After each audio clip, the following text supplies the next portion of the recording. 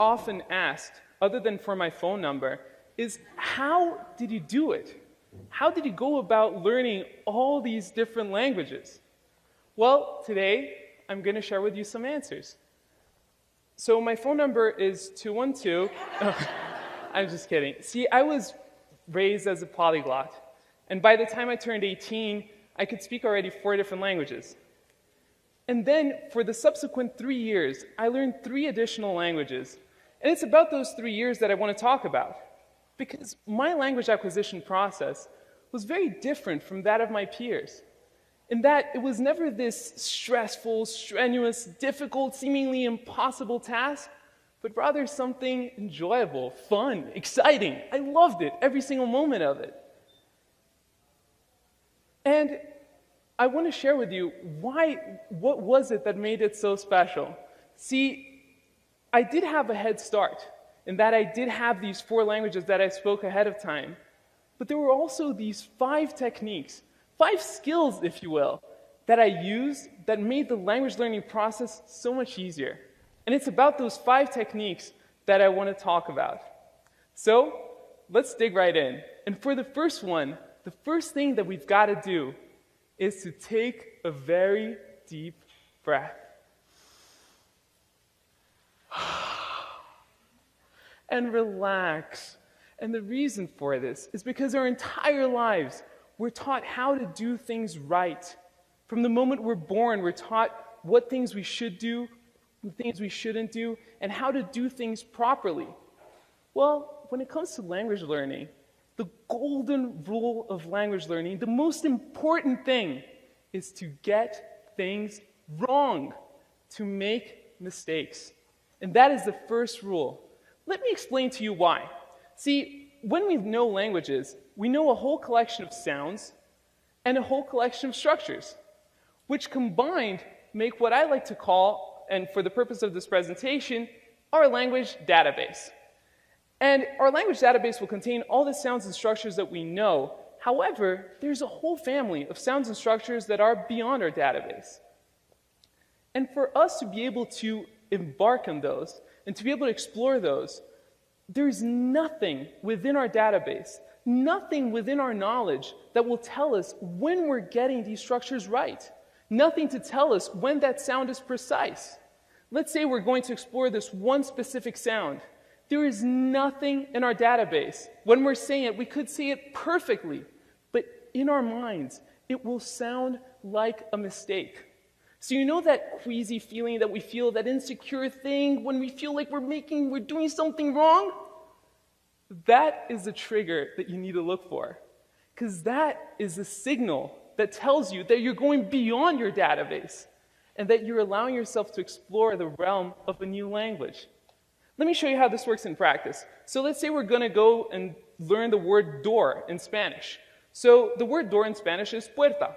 So for puerta, we've got a few sounds that exist in English. So the pu, e, and the ta. However, when it comes to the r, that sound is not in our database. The rrr, the rolled r, does not exist in the English sound database. And it's a little bit on the outside. So if we allowed ourselves to bridge through our database and to really break through and to make the mistake, we could make sounds like the rrr. But instead, what sometimes happens is that we get the closest relative of it that is within the database, and that is the r sound.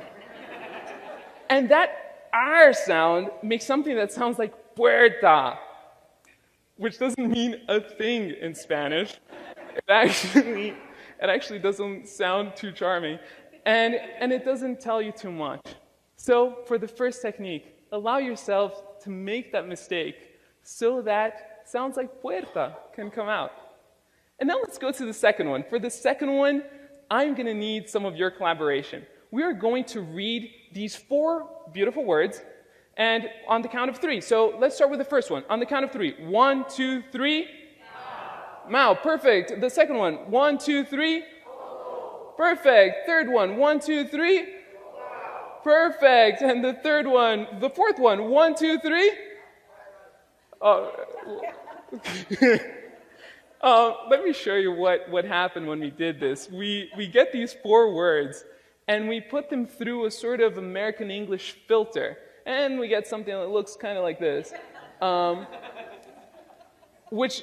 I'll tell you the results of that. So for the first one, mão, which means hand in Portuguese, we put it through the filter, we get mau.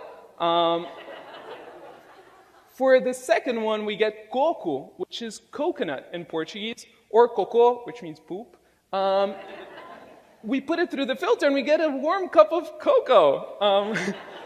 And for the fourth one, we have huo, which means fire in Chinese. And we get, if you're feeling really creative, maybe a dude doing karate. But anyways, they don't tell you much about how these things are pronounced. And if you think it's only one way, only if you're going from English to a different language, think about non-native speakers and try to explain to them that this is pronounced though, and that this is pronounced thought, and that even though they look almost identical, they have nothing to do with one another. Or try to explain to them that this is enough and that this is just simply wrong. See, there is nothing useful about using that foreign alphabet when you're trying to learn the language. Why? Because it will give you wrong signals. So what is the second technique? Scrap it. Scrap the foreign alphabet. Let me give you an alternative of how you can go about this. This is a Brazilian currency, and it's spelled like this. So on the count of 3, can we all say the name of this currency? 1, 2, 3. Yeah. We have some people who know the spelling. Yeah, real for the most part. And as useful as this might seem, it doesn't tell you a single thing. And when you're speaking Portuguese, real means nothing. Let me give you an alternative. See, in Portuguese, the way that you say real is real. So let me teach you how to say it. So on the count of 3, let's say he. So it's he, but without the e sound. So 1, 2, 3, he. Perfect. And now let's say ow. It's like ouch, but without the ch sound. So it's ow. 1, 2, 3. Perfect. So he. Ow. He. Ow. He. Ow. Real. Real. Perfect. Now you all sound like passionate Brazilian capitalists. And so why would we go and use something that looks like this, that looks real, when instead you can use something that looks like this and gives you so much more information about how to say something in a foreign language? And that puts us in a really good spot, because at this point, we allowed ourselves to break through our database and to make mistakes, to go into that uncharted territory of a new language. And then we figured out how to take notation in a way that the information is actually meaningful. But then how can we test it? And that's where technique number 3 comes in. Technique number 3 is about finding a stickler. So finding someone who's detail-oriented and who won't let you get away with the mistakes. And more than finding someone who's really that person, the guru for the language, it's more about establishing the right sort of relationship. Relationship with someone where they will correct you. They'll feel comfortable correcting you and making sure that you're getting to that spot you wanted in the language. But at the same time, someone who will encourage you to get things wrong and to make those mistakes in the first place. And sticklers could be your teacher, it could be your tutor, it could be a friend, it could be someone on Skype or Craigslist. It doesn't matter. You can find sticklers all over the place, and with technology, it becomes a lot easier to find them. And then it's time to practice.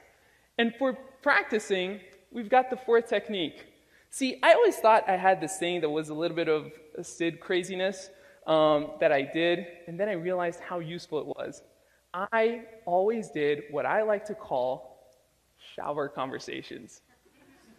And shower conversations are exactly what they sound like. When I was learning a new language, I would stay in the shower for a few minutes, and I remember having all these discussions. I remember when I was learning Chinese, and I would haggle and try to get 2 yuan more to get that wonderful dumpling and getting the discount. Or I would go to Roma, and I would ask for directions to the best piazza. It was amazing.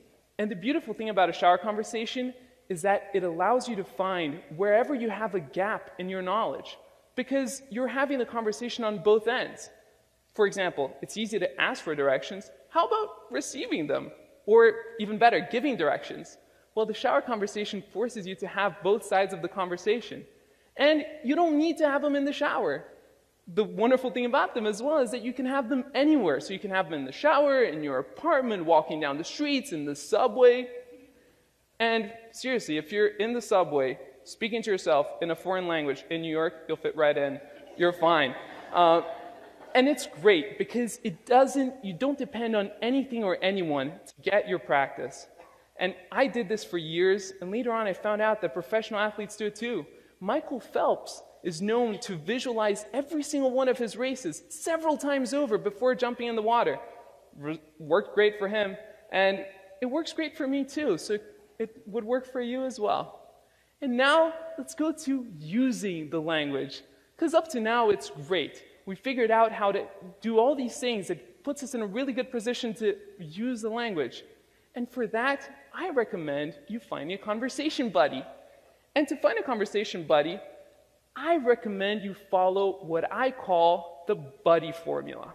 And that is a way that you can make sure that your incentives are always aligned to use the new language. So for that is, the target language should be your best language in common. Why? If you're anything like me, you like to learn languages so that you can communicate with more people, so that you can reach out and understand a little bit more about their brains and their hearts. And so if we try to talk to someone in a foreign language that both of us don't do really well when we could be speaking English or whatever language you're more comfortable with as a pair, odds are that you're going to revert to that language that is easier. So I recommend you find someone where your best language in common is your target language. And if you can't find one locally, try technology, or if you can travel, that would be perfect. There's a problem with that, and I realize it, because it's difficult to find someone that fits that profile exactly. Well, I've got good news. And I found that out when I was at work, and one of my colleagues, he's a linguist too, he speaks a ton of languages, and our best language in common was definitely English. Our second best language in common, definitely French. But we always spoke in German to each other in the office. Why was that? It was because there were people in the office who spoke English. There were people in the office who spoke French. But we could talk about Friday and Saturday night in German, and nobody had any idea what we were talking about. So it can also be your best secret language in common. And it becomes such a convenient tool. You can have that with your friends, and you get a sense of privacy in public. No matter where you are, you can have a private conversation. So let's recap. With the first technique, we allow ourselves to break through the barrier of language and to explore the uncharted territory of sounds and structures outside our database. Then with the second one, we learn how to take notes and how to make sure that we can take notes in a way that we can replicate those sounds and structures later. Then we can check the mistakes by finding a stickler. Fourth, practice. Have your shower conversations wherever you want to be. And then follow the buddy formula, and you can find someone to practice your language with. And after that, arriviamo a un posto veramente bello, wo Fremdsprachen lernen nicht mehr etwas langweilig, schwierig und stressig ist, pero un mundo de posibilidades, donde tenemos la oportunidad de explorar de nouvelles cultures e toutes les différentes manières de vivre. E o mais gratificante é que com isso aprendemos mais sobre nós mesmos. Prosto paron, vorina kujete sanelinikashe sas, ala, den simeni, otiden vorite natamatete. 千里之行，始于足下。没问题，因为现在你们都可以走。Thank you.